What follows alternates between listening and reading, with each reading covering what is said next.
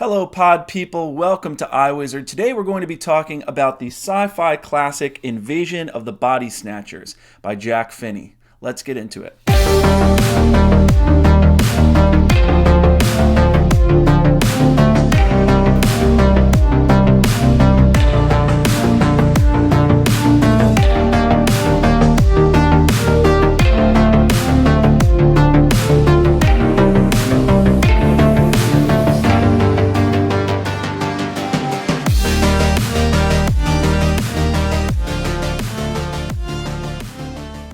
All right, Jordan here. So let's start with a little bit of context with this book, Invasion of the Body Snatchers. When it was originally serialized in Collier's magazine in 1954, and then when it was later published as a full novel, the title of the original story was The Body Snatchers. A couple years later, they made it into a film and they called it Invasion of the Body Snatchers. The film adaptation was directed by Don Siegel and it went on to pretty widespread acclaim. Time magazine named it one of the top 100 films ever made. They put that in their list. And it was eventually even registered, cataloged in the Library of Congress's National Film Registry for being, quote, historically, culturally, and aesthetically significant. They remade Invasion of the Body Snatchers again in 1978. I just watched this adaptation. This one was starring Donald Sutherland, Jeff Goldblum, Leonard Nimoy. You've probably seen that. And that film, too, went on to widespread acclaim and is considered to be one of the best remakes of all time.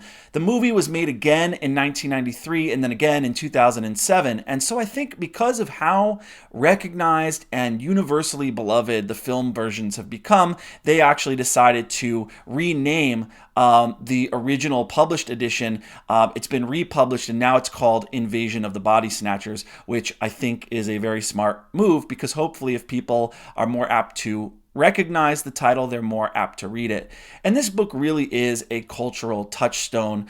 Jack Finney's original story was even the inspiration for films like The Faculty from 1998 and the 2019 film Assimilate. So what we're dealing with here is an all-time great of sci-fi.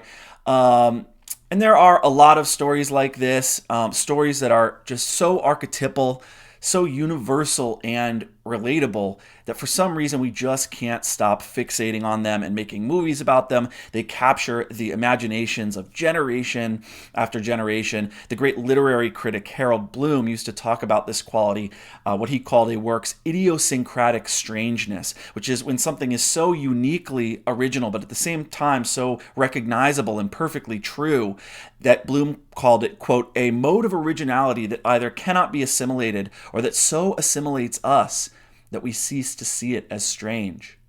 I think probably John W. Campbell's story, Who Goes There, is another good example of this. That story was made into a film called The Thing from Another World in 1951.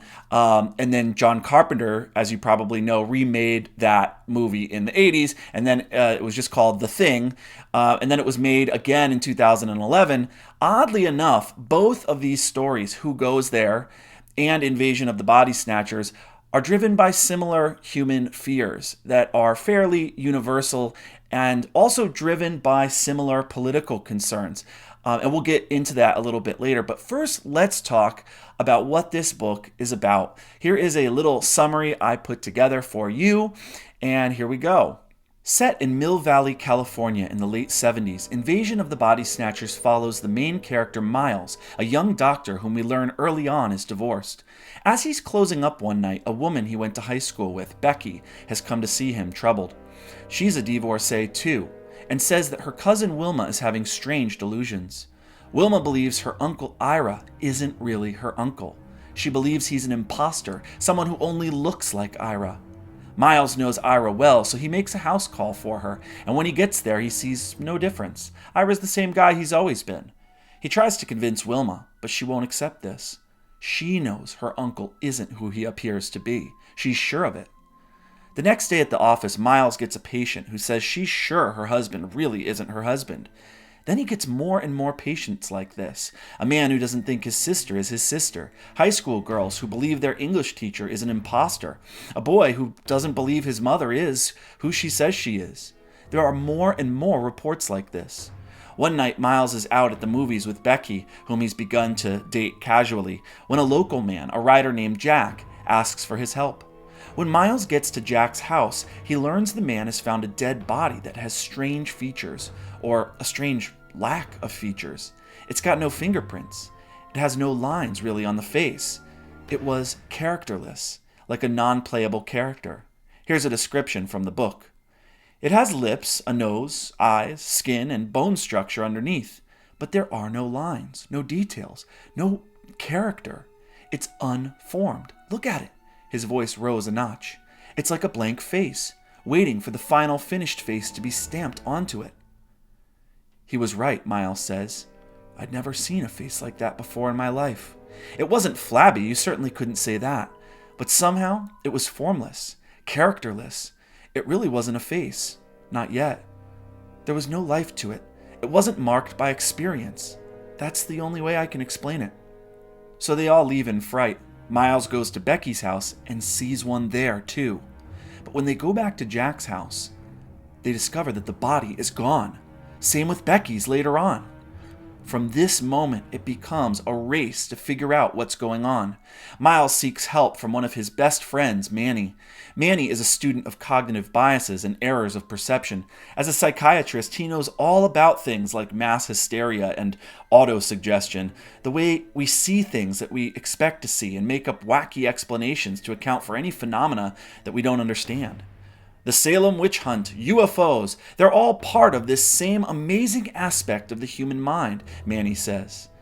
People live lonely lives. These delusions bring attention and concern. We prefer the weird and thrilling to the dull and commonplace as an answer. That's what Manny says. But then again, the body they had found hadn't had fingerprints. And there are other unexplained events. As time goes on, the streets are beginning to look deserted, and when Manny returns to work, all the patients who had come to see him the week before in terror were now back to report to him that they were suddenly all better, and their weird psychoses had just been silly delusions. Oops, I realized that my teacher really is my teacher, and my mother really is my mother. I was just mistaken, the patients were saying. Something didn't seem right to Miles.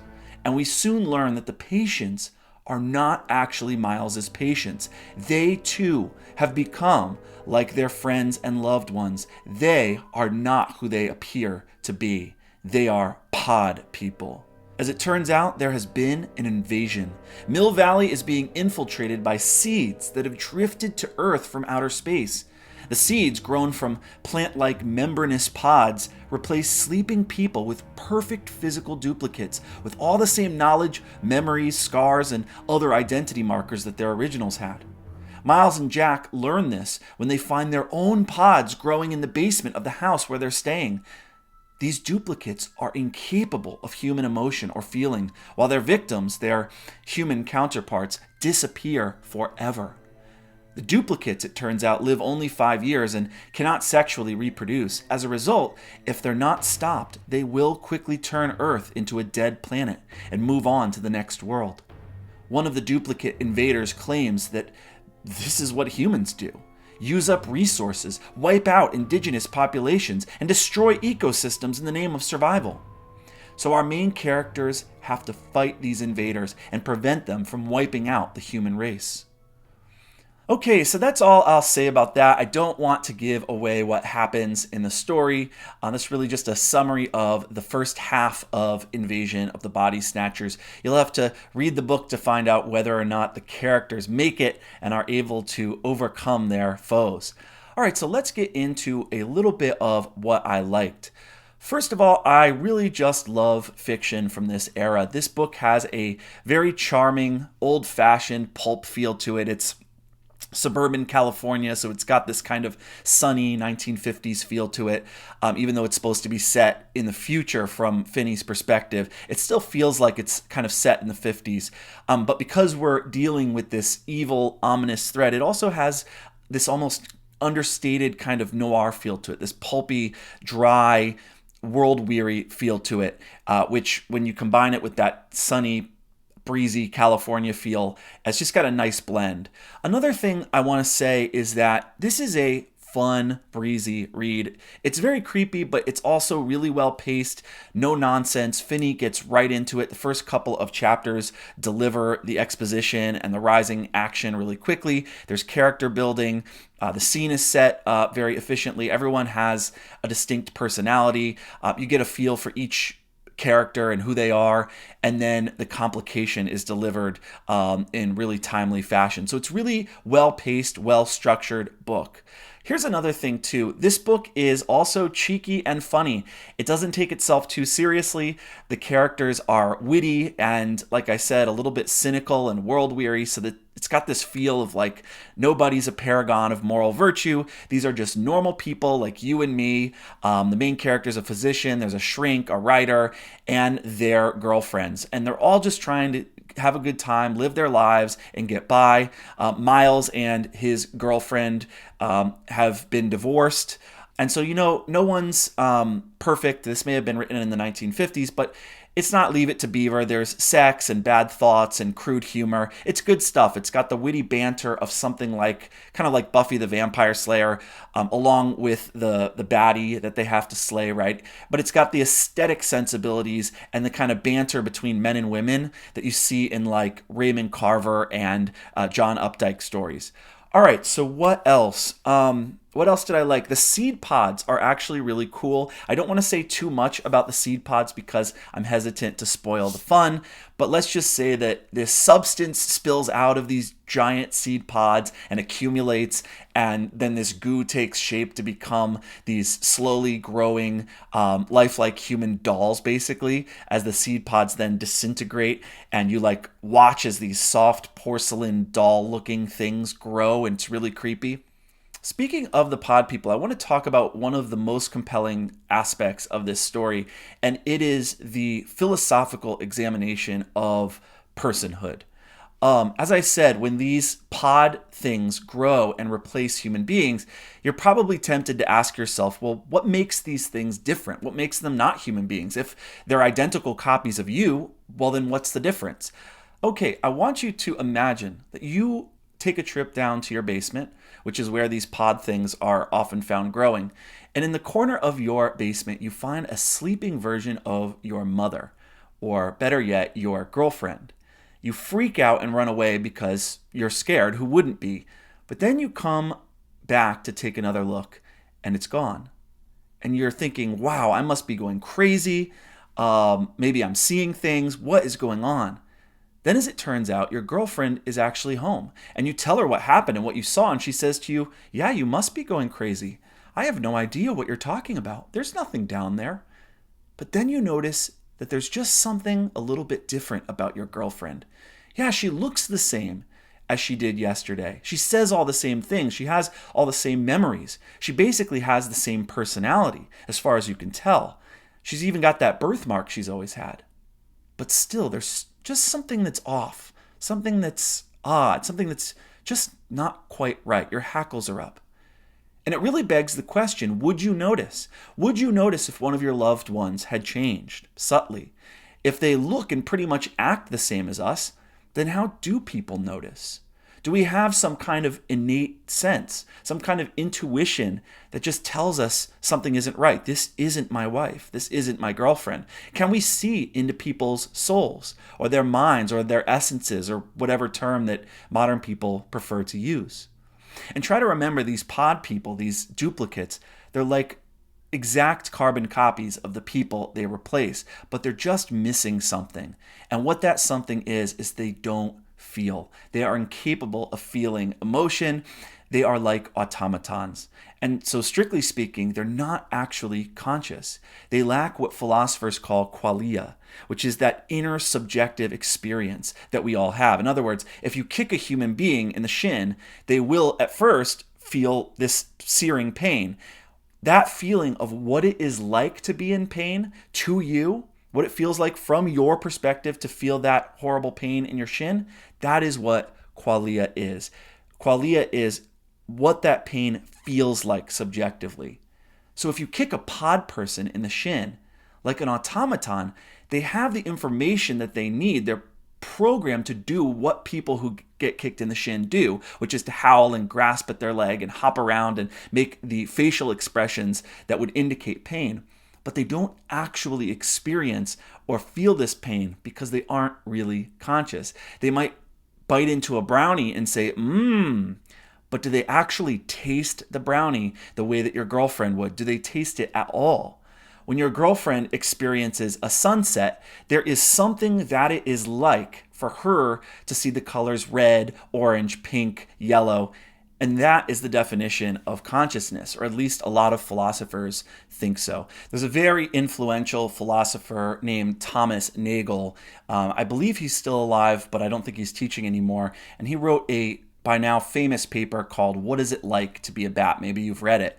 In this essay, he gives his definition of consciousness. Consciousness, he says, refers to the subjective quality of something's experience.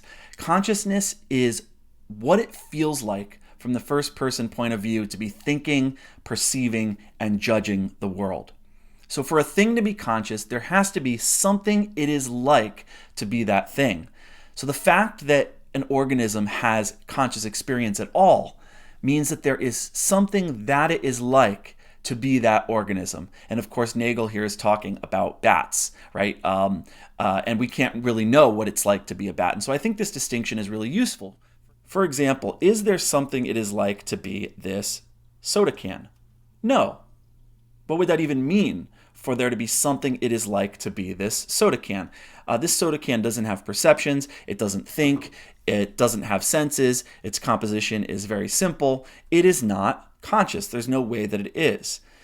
Now let's pick a harder thing. How about this computer in front of me? Well, that's a more complicated question. This computer processes things. It can think, so to speak, though only in very limited ways. It can sense the world. It has a camera with a lens. It's recording me right now. It takes in sense data, and I can train it to process that sense data. I can have a computer sense a target, for example, and then lock onto that target. And yet, this computer, does it really feel anything? Or is it just programmed? Is it just following commands? Is there something it is like to be this computer? Does it feel pain? Does it have emotions when it senses things? No. It might be able to beat you at chess with its narrow artificial intelligence, but what does the computer feel like after it wins? Presumably nothing. So what you're dealing with here when it comes to these pod people are these creatures that can act like your boss or your father or your boyfriend, but they can't be your boss or father or boyfriend. They might bite into a juicy apple, but do they really taste the apple? What it's like for me to taste the apple is certainly going to be different from what it's like for my wife to taste an apple. But there is nothing it is like at all for these pod people to taste the apple.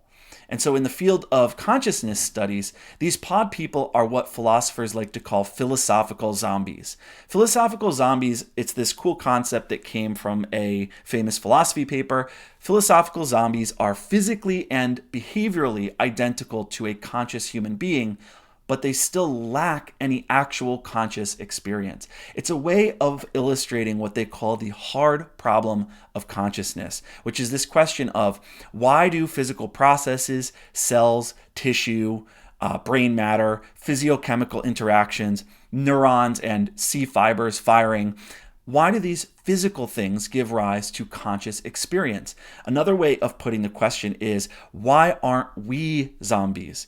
Why are we conscious, on the other hand, whereas the pod people are not? And does this fact about us give us some higher moral standing, right? Does it confer moral worth upon us that these pod people don't have? Is there something morally important, that is, about consciousness? And why did evolution bother to produce us if zombies would have survived and reproduced just as well? So why do we have consciousness? And so this also implies, and I think this is at the root of this book, that we are more than just material stuff. We are not just, cameras that view the world housed within bags of flesh. There's something about us that is kind of sacred, that is kind of ineffable, that is morally important. And so these questions are played out really well in the story. And it's interesting, only the people who are really close to the person replaced by a duplicate can even tell that they're a duplicate, that they're not who they were before precisely. That inner qualia is missing. You've got to be close to the person to kind of even be able to notice that, which is very different from the 1978 film version. In the movie with Donald Sutherland and Jeff Goldblum, the pod people are actually very close to zombies, and you can tell when they're coming after you, and they kind of walk a little bit different like zombies. So in many ways, the 1978 version of Invasion of the Body Snatchers is kind of like a zombie movie is what it feels like. Speaking of this, many people have said that Invasion of the Body Snatchers, the original story, and just kind of the whole concept at work, is a metaphor for communism and the Cold War and the spread of communism. And I think that's probably true. What you have in this story is an outside invader entering society, taking over the minds and bodies of citizens, rendering them thoughtless, passive minions of a selfless collectivist creed. The pod people are these soulless avatars. They're empty vessels animated by this marching ideology. Their behaviors are eerily algorithmic, and the algorithm, I guess you could say, is programmed by an ideology or code. They're not living human people. And so I do think that seeing this story as an allegory for the Cold War is a plausible interpretation. It's not even really my interpretation. The foreword of the book by Dean Koontz actually says as much. Rotten Tomatoes says that that's what it is. That's what the 1956 film version is. If you look it up online, pretty much source after source talks about this story as an allegory for the Cold War, and that the pod people represent Soviet communism, while Miles and Becky stand for American individualism and self-governance and personal responsibility, and that kind of thing. And I guess that kind of makes sense. And so I think it is actually a well-wrought allegory. The pod people are by nature collectivists. Their society is organized like a commune. They take all of the pods and all of the people who have been transformed, and they take them to this one centralized location. It's involuntary, so it's done against people's will. There's no voluntarism. The residents are stripped of their free will, and all of this is done without their consent. And once they're transformed, they're no longer independent individuals with their own free will, with their own hopes, their own dreams, their own desires. Each pod person serves the greater purpose of expanding the collective, whereas Miles and Becky value each other's individual autonomy and identities. But you can tell, too, that in the book, it's really also about local self-governance and democracy, in the sense that these pod people invade this town, Mill Valley, California, and then once they're taken over, these people are all shipped off to this centralized location. There can be no localism, no variation, no distributed power, only centralized power. And I was reading one film critic, Michael Dodd, called the movie one of the most multifaceted horror films ever made, arguing that by simultaneously exploiting the contemporary fear of infiltration by undesirable elements, as well as burgeoning concern over homeland totalitarianism in the wake of Joseph McCarthy's notorious communist witch hunt, it may be the clearest window into the American psyche that horror cinema has ever produced. And I think that that's true. And in fact, to prove that this story is not just a narrow political Cold War allegory, but that it's actually more about any and all kind of dehumanizing, totalizing ideology that strips you of, it's really about totalitarianism and loss of individuality. The book actually ends with a brief meditation on Churchill's famous World War II speech. We shall fight on the beaches, we shall fight on the landing grounds, we shall fight in the fields and in the streets, we'll fight in the hills and we'll never surrender, and all of that. So I think that's kind of Jack Finney's way of saying at the end of the book, this isn't just about communism, this isn't just a Red Scare story, this is about being in the grips of an ideology. On the other hand, I would say that this allegory, if it is one, is not heavy-handed. It operates with a light touch. It's certainly not preachy at all, which is how I prefer my stories to be. And in fact, if I hadn't read all of these articles about the allegorical significance of the story, I probably wouldn't have even noticed that it was an allegory, because the story is also about what it feels like just generally to be an outsider, to feel like no one around you understands. It's about what it feels like to be alienated from your own culture, to feel like you're the only human being who is thinking critically, the only one with his eyes open. And there's a great passage that really illustrates this feeling of alienation. And I'll read it here for you now. I was finally aware, now I knew it for sure, that the entire town of Mill Valley was taken, that not a soul in it but ourselves, and possibly the Belichicks, was what he had been, or what he seemed still to the naked eye. The men, women, and children in the street and stores below me were something else now, every last one of them. They were each our enemies, including those with eyes, face, gestures, and walks of old friends. There was no help for us here, except from each other. And even now the communities around us were being invaded. And I think that Finney really captures this well, this sense of alienation, this sense of having the rug of life just quietly pulled out from under you. All of that really contributes to the psychological horror of the story. Invasion of the Body Snatchers is genuinely scary. It's filled with this sense of paranoia, this question of who is and isn't real, who has a soul and who doesn't have a soul, who can you trust? And one of the great things about Miles and Becky's attempts to fight this thing, this plague, is that the way that the pods work is that once you fall asleep, the pods form and begin to replace you as you sleep. So you only really have two options to evade this. You can either stay awake or sleep in shifts, and the latter really isn't possible, certainly not forever, especially since you're being chased and hunted down. So it's this real battle of human wills, and especially because you can't stay awake forever, you can't run forever. And so there's this tension and suspense. Miles and Becky are really tired, and you just keep wondering, when are they going to give up? When are they going to give in to the Pod People's program? Wouldn't it feel just so good? There's an ache in my bones. I'm just so tired and exhausted. I've been awake for days. Wouldn't it just feel good to give in and go to sleep and be at peace? And this book really is about never giving up. And speaking of all of this talk of allegory, Don Siegel was the director of the 1956 film.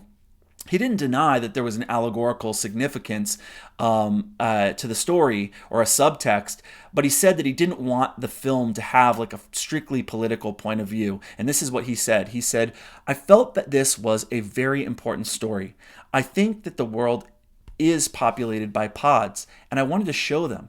I think so many people have no feeling about cultural things, no feeling of pain or sorrow. The political reference to Senator McCarthy and totalitarianism was inescapable, but I tried not to emphasize it because I feel that motion pictures are primarily to entertain, and I didn't want to preach, he said. According to film scholars, actually, the director, Siegel, intended for the pods to be seductive. So it was less sort of about just any narrow political interpretation per se, and more about the fact that human beings have this desire to abdicate from their responsibility. And when you're living in an increasingly complex and confusing modern world where change happens really fast, people just want to give in to whatever the trend is. So it's about the fact that joining a collective, handing over local power to centralized power, letting a tyrant or an autocrat or even just an ideology or the moral wind that just so happens to be blowing is giving your humanity up to these entities and letting them do the thinking for you. And I think that's a very seductive, flawed human thing to do. Self-governance is exhausting. It takes work. In a democracy, you have to make all the decisions, and it is very exhausting to have to figure everything out and to bear the load of existence on your back as a person. And so people a lot of times abdicate responsibility and they give it up to some strong man who will do the thinking for you. So this book really does have a lot to say about how seductive it can be to give yourself over to an ideology that relieves you from the burden of having to think, or giving up your freedoms for the lull of safety, or to just that human tendency to want to be released from responsibility. But it's also, again, a meditation on what it means to be human, why even the imperfections and the pain and the struggle of being a mortal human being are better than taking the easy way out, better than becoming a herd creature or a nihilist or an ideologue. Messy humanity, Finney argues in this story, is worth it. Becoming and being a pod person, that's easy. Being a human being is hard, but there's meaning there. There's meaning in humanity. And for the pod people, there is no meaning. What else can I say about this book that I really liked? Finney makes the story genuinely scary. This is a scary story. He sets a scene really well. He thinks almost like a filmmaker. There's almost lighting, and there's like a setup to every scene, and I really like that. He always finds a way to make each scene really scary. The way that he describes the room that the characters are in, what people know versus what they don't know, so there's dramatic irony. There's not too much about this story that I didn't like. It is what it is. I'm not going to judge this story as this is not War and Peace. It's not really meant to be high literature. It is a fun, scary, pulpy, sort of 1950s horror story, and it's, for what it is, it's really good. I guess if I had to say, if there was anything I disliked, I guess it would be the science in this story. The science really doesn't fully make sense in this story. It is like one of those 1950s sci-fi shows like Outer Limits or something like that doesn't really care about explaining the science in a way that is perfectly coherent or even at times really even plausible. Even though the ideas and the big concepts are really cool, not everything fully makes sense, which if you can kind of suspend your disbelief and get past that, it really doesn't affect the story that much. The idea here is that these spores just drifted across interstellar space to Earth, and they were propelled by light pressure. That these spores are among the smallest living things, so small that they can be pushed around by hydrogen molecules. But at the end, something happens that completely confuses that notion and kind of contradicts that. And actually, at the end, Finney does something that makes the first half of the scientific explanation in the story really not make sense. So he kind of goes in a different direction. So there's a little bit of disjointedness when it comes to the science and the world building. So while the ending was actually really good and really satisfying, it was also scientifically kind of confusing at best and totally implausible at worst. And I can't actually tell you why that is because it would give away the ending and it would be too many spoilers.